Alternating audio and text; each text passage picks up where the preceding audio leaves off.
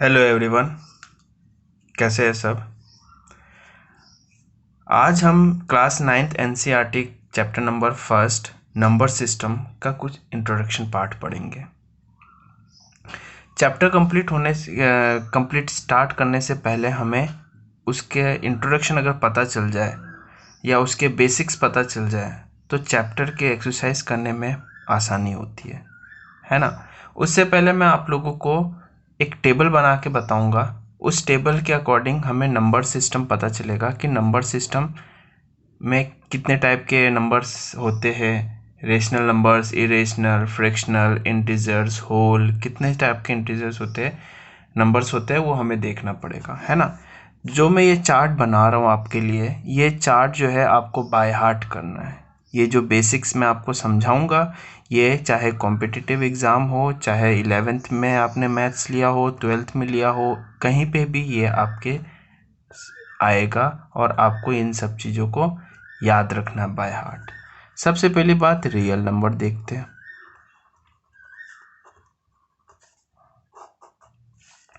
Real number जो है वो दो पार्ट में डिवाइडेड है। पहला है रेशनल नंबर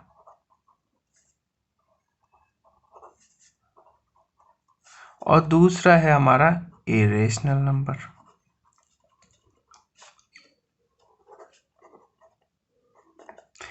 अब रेशनल नंबर जो है आपका, वो भी आपके क्या है, दो पार्ट में डिवाइडेड है। पहला है आपका इंटीजर और दूसरा आपका है फ्रैक्शनल। कहीं दिक्कत नहीं। इरेशनल नंबर कहीं कोई डिवाइड नहीं है, ये यहीं पर ही रहेगा। रेशनल नंबर दो टाइप में डिवाइडेड है, फ्रैक्शनल एंड इंटीजर्स। अब जो इंटीजर्स है वो इंटीजर्स भी दो टाइप में डिवाइड कर दिया है। एक तो आ गया आपका नेगेटिव इंटीजर्स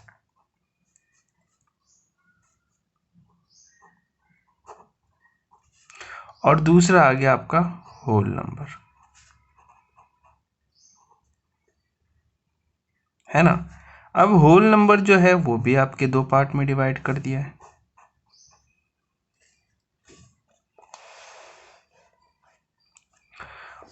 वो कैसे होगा, होल नंबर एक तो ज़ीरो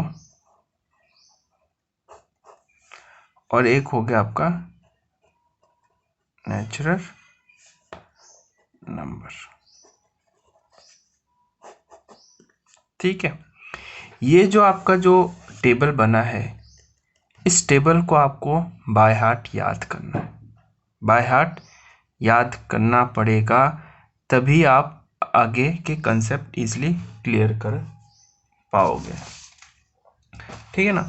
हम एक एक करके पढ़ेंगे कि नेचुरल नंबर्स क्या होते हैं, होल नंबर्स क्या होते हैं, negative integers, fractional, rational, irrational. हम एक एक करके पढ़ लेंगे इसके अंदर, है ना।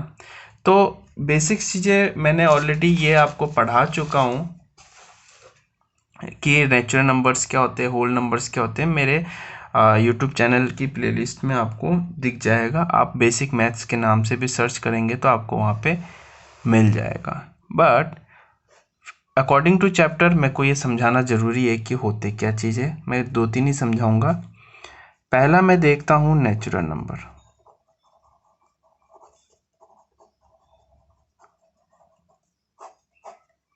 नेचुरल नंबर्स क्या होते हैं, वो नंबर्स जो वन से स्टार्ट होते हैं और इन्फिनिटी, स्टार्टिंग विथ वन। ठीक है। दूसरा देखता हूं मैं होल नंबर्स।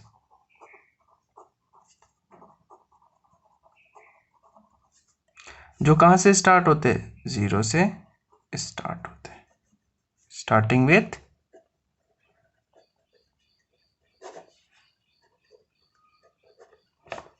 जीरो। ठीक है।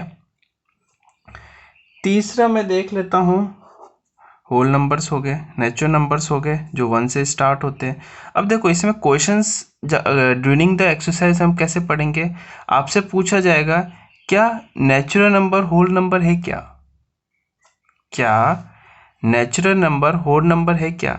ऑब्वियसली यहाँ पे अगर देखें तो होल नंबर 0 से स्टार्ट हो रहा है और 1 2 3 आ रहा है, तो नेचुरल नंबर कहाँ से स्टार्ट हो रहा है? 1 से स्टार्ट होता है। तो ऑटोमेटिकली जो नेचुरल नंबर है वो आपका क्या है? होल नंबर है। बट होल नंबर्स जो होते हैं वो नेचुरल नंबर्स नहीं होते हैं, है ना, क्योंकि होल नंबर्स में क्या हो गया?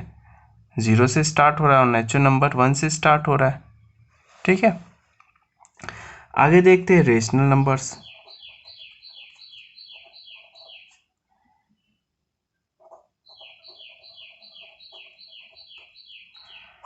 रेशनल नंबर्स क्या होते हैं? वो नंबर्स जो कि p बाई क्यू के फॉर्म में होते हैं। अब ये जो p है वो कोई भी इंटीजर्स ले लो, कोई भी इंटीजर, मतलब मान लो आपने 7 ले लिया या 5 ले लिया या आपने 7 ले लिया, p तो इसको क्या लिखूंगा? 7/5 लिखूंगा। और एक और कंडीशन है कि जो q है वो नॉट इक्वल टू 0 होगा। ठीक है ना, ये आपके रेशनल नंबर्स में आ गए। ठीक है, यहाँ पे आपका 1 भी एक रेशनल नंबर है, 2 भी एक रेशनल नंबर है, 3 भी एक रेशनल नंबर। कैसे है कि 1 अपॉन में 1 करूँगा तो भी 1 आएगा, 2 अपॉन में 1 करूँगा तो भी 2 आएगा, और इस 2 अपॉन में जो 1 है वो आपका क्या है? p बाई क्यू के फॉर्म में है। कुछ आइडेंटिटीज के बारे में देखते हैं जो कि इस चैप्टर में आपके यूज आएंगे। बहुत इंपॉर्टेंट है और क्वेश्चन ऑलमोस्ट इन्हीं आइडेंटिटीज के इर्द गिर्द ही पूछा जाता है।